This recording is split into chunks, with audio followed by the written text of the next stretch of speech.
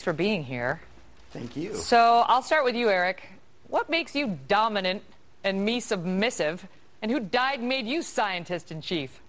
Oh, it doesn't have anything to do with submissiveness per se, and it was certainly poorly constructed how I said it. What I meant by that was when you look throughout society, look at other animals, the male of the species tends to be the protector, the dominant one in that regard. And we've gotten to a point in this country where you have a lot of feminists who think that the male and female roles are completely interchangeable, that there is no need for a man to support his family. You've got men walking away. You've got women becoming single mothers, not by their choice. You got a lot of people thinking it's a lifestyle choice. This isn't healthy for society when we think that roles of gender completely can be interchangeable. No one's saying women can't be or shouldn't be a breadwinner or even the primary breadwinner. It's just that when we forced ourselves to this point in society where they have to be, that's not a good, healthy thing for society. All right, but that's not exactly what you have been saying over the past couple of days. You got in trouble on Lou's show. We'll get to you in a minute, Mr. Dobbs. Can't wait. But you made these comments, and then you posted a blog at Red State trying to expand on your comments. And let's put for the moment to the side the issue of single parents, because that is dicier, and there is more data to support the notion that children who are in single parent families don't fare as well often. But you took it well beyond that. And this is from your blog. In modern society, we're not supposed to point out that children in a two-parent heterosexual nuclear household have a better chance at long-term success in life than others. In modern society, we're supposed to applaud feminists who teach women they can have it all, that there's no gender-identifying role and women can fulfill the role of husbands and fathers just as men do. Now, there is data in the scientific community to suggest that children of homosexual couples who are happily married and are good parents fare no worse than children of heterosexual couples. And there is plenty of data to suggest that children of working moms, as opposed to stay-at-home moms, wind up just as healthy and able to thrive in society than the children of stay-at-home mothers.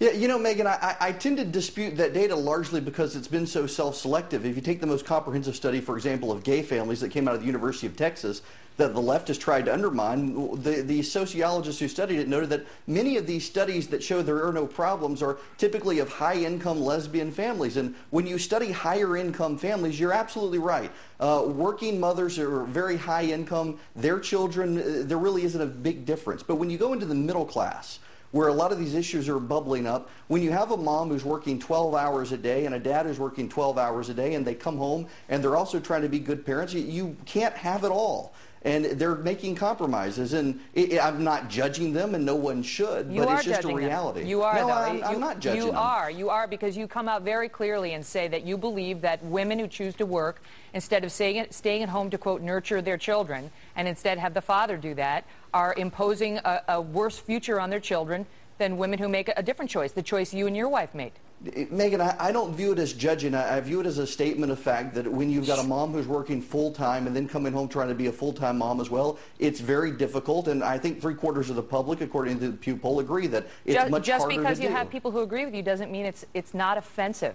And I know in your blog you talk about how you believe it's feminists, and I don't know what the word is, some sort of liberals. Eco-liberals? What did you call them? Emo-liberal. Right. Yeah, I don't know what that is. About it. But I don't think I'm an emo-liberal, and I don't describe myself as a feminist. Either. But I will tell you, I was offended by your piece nonetheless. I didn't like what you wrote one bit, and I do think you are judging people. To me, you sound like somebody who's judging but wants to come out and say, I'm not, and now let me judge. And by the way, it's science, it's fact. Well, I mean, I have this is a list of studies saying your science is wrong and your facts are wrong. I want to get Lou in. Lou? You agree with this? Because you certainly sounded like you agreed with him when he was on your show.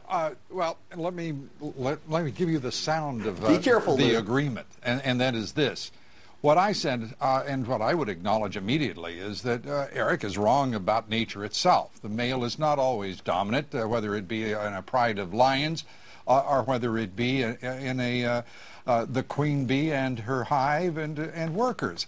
But when the Serengeti is on fire, and that's what I was saying, it is time to look at what the impact here is. We are looking at a war on drugs that we're losing. We're looking at an economy in which jobs are not being replaced with either equal pay or near equal pay with a replacement job. We are watching classic traditional jobs in construction, manufacturing that have been male dominated in the sense that they were the predominant number of workers disappearing. We are looking at a society in which change is the absolute hallmark. And for people, and for anyone, in any discussion, in any debate on what is happening with women in the workplace, to ignore the fact that we have marriages breaking up, shattering in this society, and we know that that reduces by at least a... Why are you attributing that to women in the workforce? Excuse me. Let me just finish what I'm saying, if I may, O dominant one.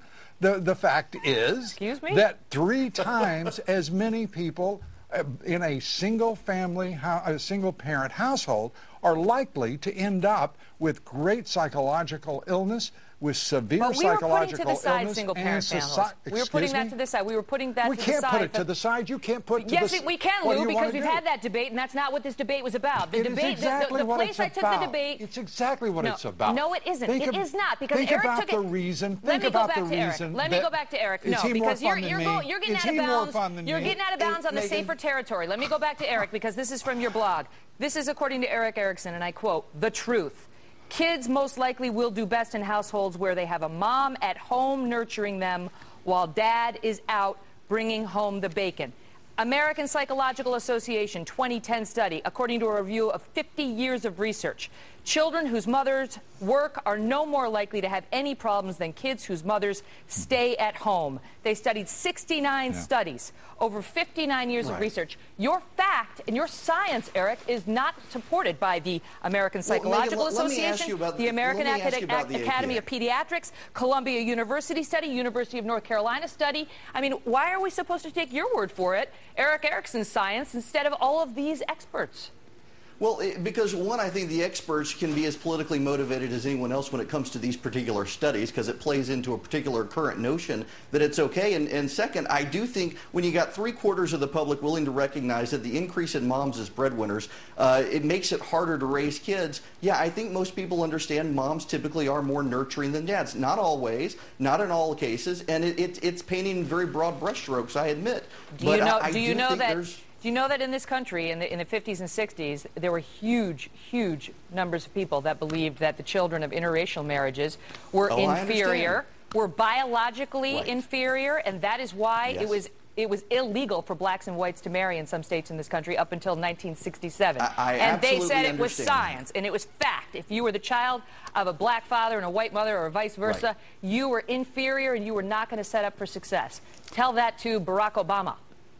Look, Megyn, look, I completely agree with you on that, but I do think there absolutely is something to kids having a stable home life. I'm not saying moms can't work. I'm not saying dads should be the only ones to work. What's unstable about having a working mother and a nurturing, loving, stay-at-home father? You know, if it works for you, God bless you for it working for you. But I do think that most people need to realize that they work on an individual case. But in generalities, I do think having the mom who's the nurturing one at home when kids are little. My wife worked when my child was little. But that's your choice. God bless you and your wife for your choice. And nobody would take that away from you. But you are denigrating the choices made by others. Let me get back to Lou. Let me get back to Lou and take it away from the single parent thing, because that's not. I mean, the facts are what the facts are and what happens with I've made your life harder, Lou. But I'm trying to ask Lou to weigh in on your much more controversial statements about loving families, both parents present, and your notion that it is damaging to children to have the mother as the primary wage earner. Lou, I'll give you the last word. Okay, the last word on this is I won't take up his argument. He's done very well, or as best he can, against your views. But the reason it's important to look at the impact of single-parent households and not take away from the discussion, but really add to it. Boys, males, are far more impacted by the disruption that surrounds a single-parent household. And the result is, in part, what we're seeing in society as they age and fail to be entering law school, going to get through high school, for crying out loud. It is very important to keep that in the discussion, in the debate. I got it. And meanwhile, God bless you and my wife and my daughters. I think I came out of this all right. Look, you guys, I realize I'm in the 14th stand up, guys, century, for coming Megyn. on. Thank you both for being here. Have a we'll be great right day. back. Don't go away.